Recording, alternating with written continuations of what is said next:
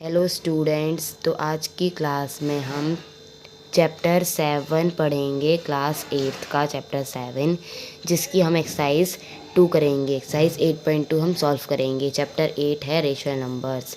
तो हमारा एक्सरसाइज 8.2 का क्वेश्चन नंबर 1 है फाइंड द सम। हमें सम करना है फाइंड रेशनल नंबर्स का। तो हमारे पास एक रेशनल नंबर है 5/4 और दूसरा रेशनल नंबर है हमारे पास -11/4।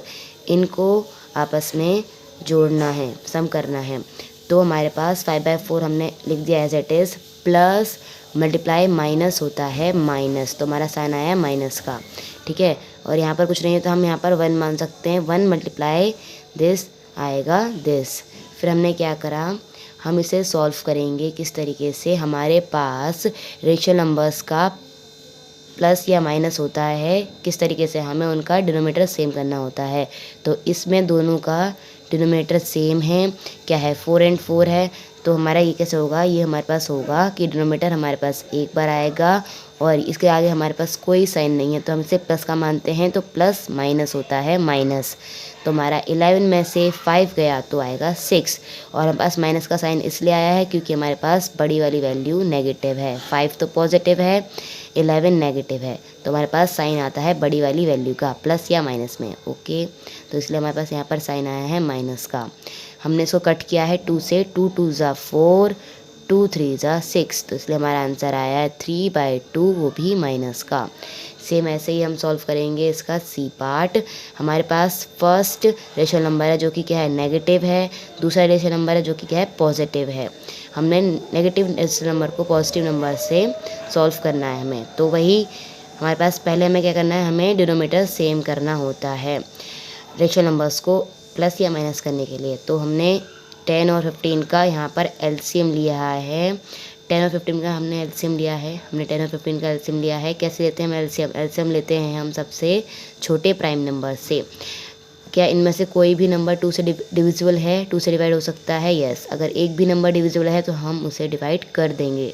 तो 2 की टेबल में 10 आता है 5 टाइम्स पर, 2 5 ज़ा 10, इसलिए हमने यहाँ पे 5 लिखा है। 2 की टेबल में 15 नहीं आता है, इसलिए हमने इसे सेम टू सेम लिखा है। अब इन दोनों नंबर में से कोई भी नंबर 2 से डिवाइड नहीं हो सकता, इसलिए हमारे पास नेक्स्ट प्राइम नंबर है 3।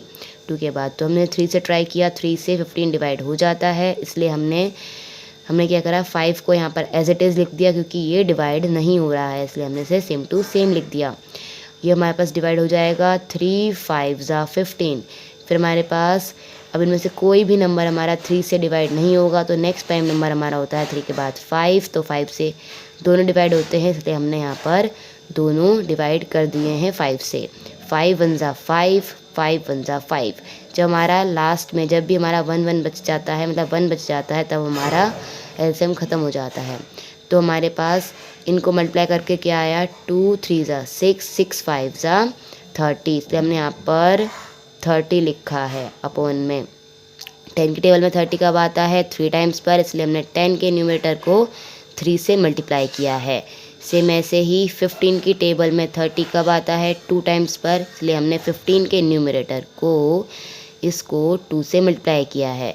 फिर 9 3 हमारा होता है 27, माइनस मल्टीप्लाई प्लस वाली वैल्यू होता है हमारा, माइनस में आंसर आएगा। माइनस मल्टीप्लाई प्लस हमारा आंसर आता है माइनस में, प्लस मल्टीप्लाई प्लस की वैल्यू हमारा आंसर आएगा प्लस में। 22 मल्टीप्लाई 2 हमारा आएगा 44, और हमारा इसके बाद 30 हमारा एज इट इज़ आ गया है। माइनस प्लस माइनस होता है, 44 में से 27 गए तो हमारा आंसर आएगा 17, और यहाँ पर हमारी प्लस की वैल्यू बढ़ी है, इसलिए हमारा आंसर प्लस में आया है, और 30 हमारा सेम टू सेम नीचे आ गया है। इसी तरीके से हमने अपना नेक्स्ट पार्ट सॉल्व किया है, डी पार्ट। यहाँ पर हमने क्या किया है, हमारे पास ये क्वेश्चन था, हमने यहाँ पर लिखा, फिर मैंने ये माइनस से माइनस कैंसिल किया है। जब न्यूमरेटर और डिनोमिनेटर में माइनस होता है सेम रेशनल नंबर पर, तो हमारा कैंसिल हो जाता है। इसको हमने एज इट इज़ लिखा है। फिर हमने 11 और 9 का एलसीएम लिया है।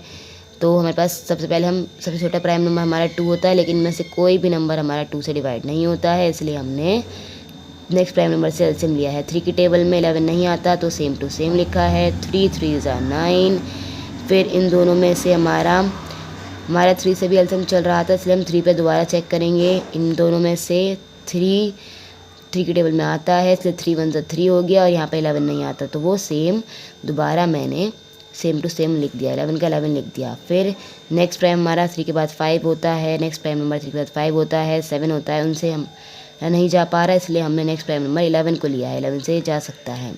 तो 11 1 ज़ा 11 ये हमारा सेम टू सेम आएगा, क्योंकि ये वाला हमारा यहीं पर सॉल्व हो चुका है, इसलिए हमने यहाँ पर सेम लिख दिया। तो इसी तरीके से हमने हमारा इनका मल्टीप्लाई करके आया 3 3 ज़ा 9, 9 11 ज़ा 99, तो जो हमने यहाँ लिखा है 99। फिर 11 की टेबल में 99 कब आता है 9 टाइम्स पर, तो 11 के न्यूमरेटर को 3 को हमने 9 से मल्टीप्लाई किया है, प्लस 9 की टेबल में 99 कब आता है 11 टाइम्स पर, तो हमने 9 के न्यूमरेटर 5 को 11 से मल्टीप्लाई किया है। 3 9 ज़ा 27, 5 11 ज़ा 55, यहाँ पर साइन उसके अकॉर्डिंग ही आए हैं, डिवाइड बाय 99। सेम हमने ऐसे कुछ पार्ट्स और किए हैं, वो हैं हमारे, जैसे कि यहाँ पर हमने माइनस नेगेटिव रेशनल नंबर को नेगेटिव रेशनल नंबर से ही प्लस किया है। तो हमने क्या किया है, फर्स्ट ऑफ ऑल हमने इनका मतलब डिनोमिनेटर्स का हमने दोनों डिनोमिनेटर्स का हमने एलसीएम लिया है यहाँ पर, फिर उसके अकॉर्डिंग हमने ये सॉल्व किया है। सेम हमारे पास एफ़ पार्ट है, एफ़ में क्या है हमारे पास क्वेश्चन है ये -2 डिवाइड बाय 3 प्लस 0। हम किसी में भी हम 0 में हम कुछ भी ऐड करते हैं, 0 में हम कुछ भी प्लस करते हैं, भले वो नेगेटिव हो या पॉजिटिव हो, तो हमारा वही सेम टू सेम आंसर आता है। ऐसे हमने जी वाला पार्ट किया है। जी वाले पार्ट में हमारे पास ये मिक्स्ड फ्रैक्शन है।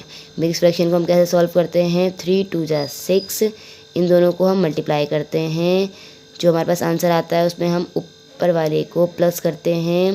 जैसे 3 2 ज़ा 6, 6 + 1 7, इसलिए हमारे पास यहाँ पर 7 आया है।